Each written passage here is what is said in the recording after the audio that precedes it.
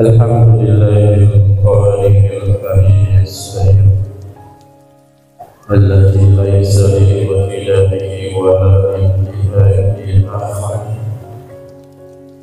Ahmaduhu subhanahu wa ta'ala wa ashkuruhu ala jami'i ma tawadaihi wa ta'ala. Wa asyhadu anna Muhammadan abduhu wa rasuluhu sayyidil khalaiqi wal bashar. Allahumma shalli ala sayyidina Muhammad wa ala alihi wa sahbihi salatan daimaini mutalazimaini wa taslim katsiran. Amma ba'du. Qala Allah ta'ala fi kitabil karim wa huwa asdaqul qa'ilin. A'udzu billahi minasyaitonir rajim. Bismillahirrahmanirrahim. Wattaqu yawman turja'una fihi ila Allah thumma tuwaffa kullu nafsin ma kasabat wa hum la yuzlamun. Sadaqallahul azim. Ma'asyiral muslimin, jamaah Jumat yang insyaallah semuanya dimuliakan oleh Allah Subhanahu wa ta'ala. Segala puji hanya milik Allah. Salawat dan salam kita aturkan untuk kekasih Allah, yaitu Rasulullah sallallahu alaihi wasallam beserta keluarga, para sahabat, dan semoga kita semuanya yang hadir di hari yang mulia, di tempat yang penuh dengan keberkahan, semoga Allah menjadikan kita umat yang didukung oleh Rasulullah sallallahu alaihi wasallam. Izinkan saya sebagai untuk mengingatkan kembali secara pribadi, wabil khusus untuk para hadirin wal hadirin, untuk senantiasa selalu meningkatkan keimanan dan ketakwaan kita kepada Allah Subhanahu wa ta'ala. Sampaikan kepada anak istri bahwa takwa itu adalah modal yang paling besar untuk kita menghadap Allah Subhanahu wa ta'ala. Takwa itu adalah aset bagi orang-orang yang merindukan akhirat. Takwa itu adalah jalan untuk ia bertemu dengan Allah Subhanahu wa ta'ala. Takwa itu adalah estafet untuk meraih husnul khatimah yang Allah minta kepada kita, bukan banyak anak. Meskipun Rasulullah sallallahu alaihi wasallam memerintahkan hal itu, akan tetapi yang Allah inginkan adalah ketaatan yang bisa diberikan kepada anak, istri, keluarga, termasuk hadir Allah. Jemaah yang dirahmati oleh Allah, tema kita pada kali ini yaitu kita akan membahas tentang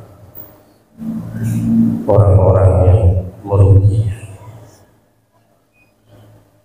Lihatlah hari ini,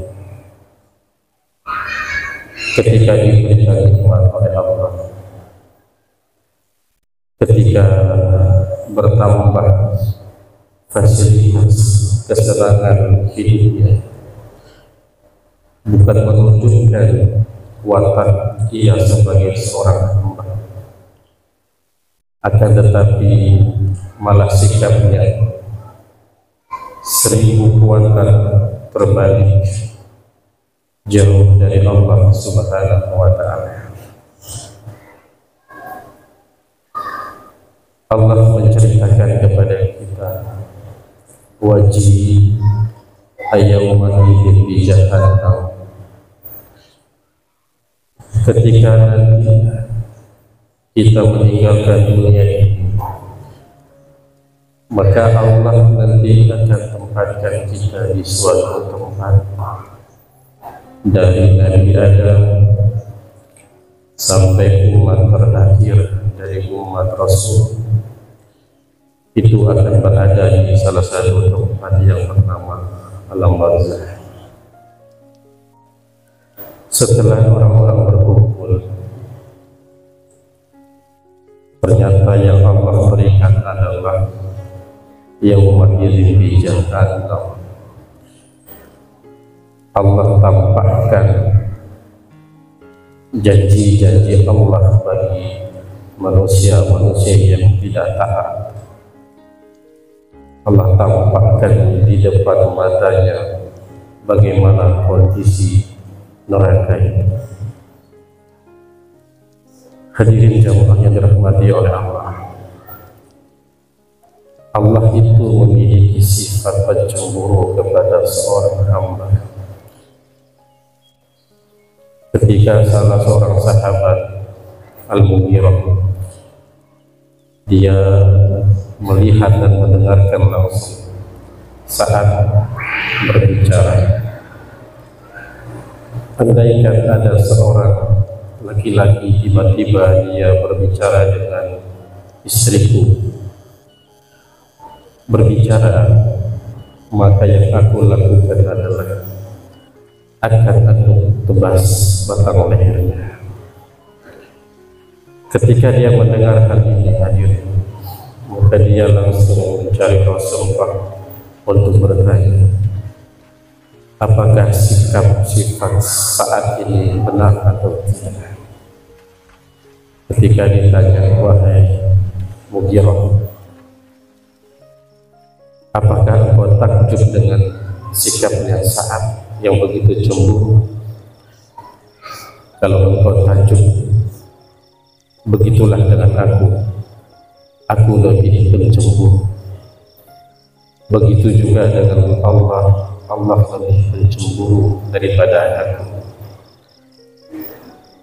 Apa yang bisa kita ambil dari cerita ini? Ternyata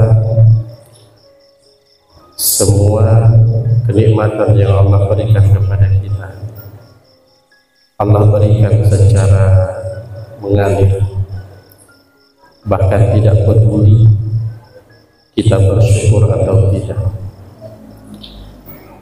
Kita menjaga sholat 5 waktu atau tidak, kita semakin taat pada Allah atau tidak, semua itu diberikan oleh Allah kepada kita secara terus dan menerus. Makanya di antara kecemburuan Allah Subhanahu wa Ta'ala itu adalah ketika ada seorang hamba dia melakukan maksiat,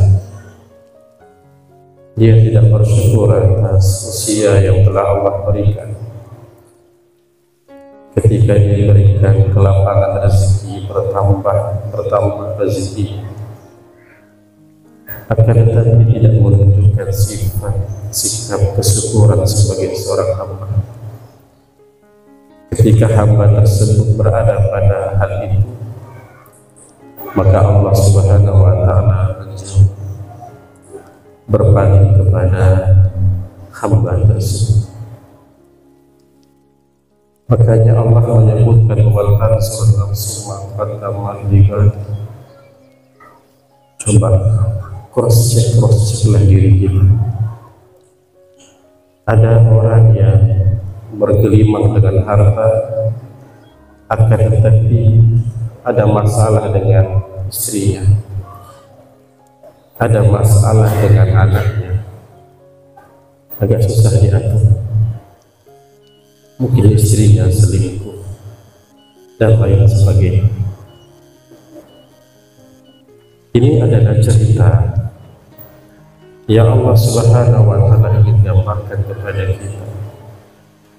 Semakin engkau tidak taat pada Allah, semakin engkau akan mencari dunia ini dengan penuh kerakusan.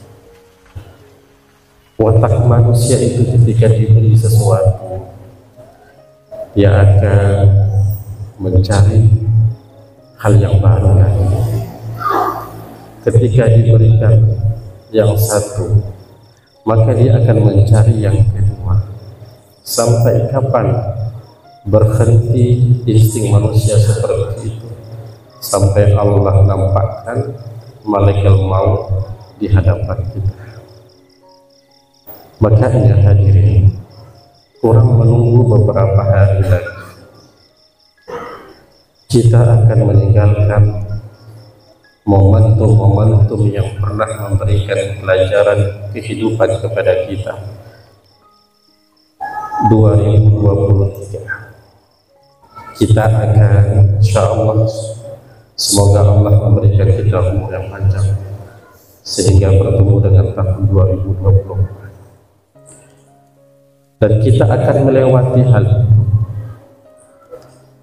Yang Allah minta kepada kita hadirin adalah man tola umruhu wa hasuna amaluhu wa syarrun nas man tola umruhu wa sa'a amaluhu.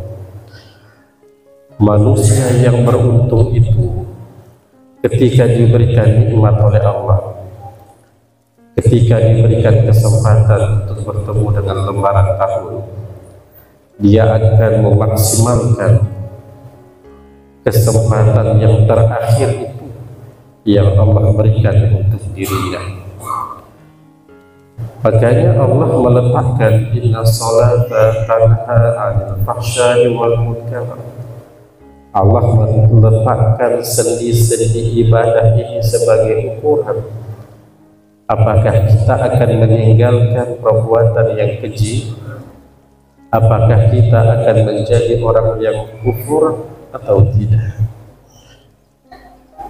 Hadirin jamaah yang dirahmati oleh Allah, makanya Allah Subhanahu wa Ta'ala menggambarkan dalam Al-Quran, wattaqu yawman turja'una fihi ila Allah tsumma tuwaffa kullu nafsin ma kasabat wa hum la yuzlamun.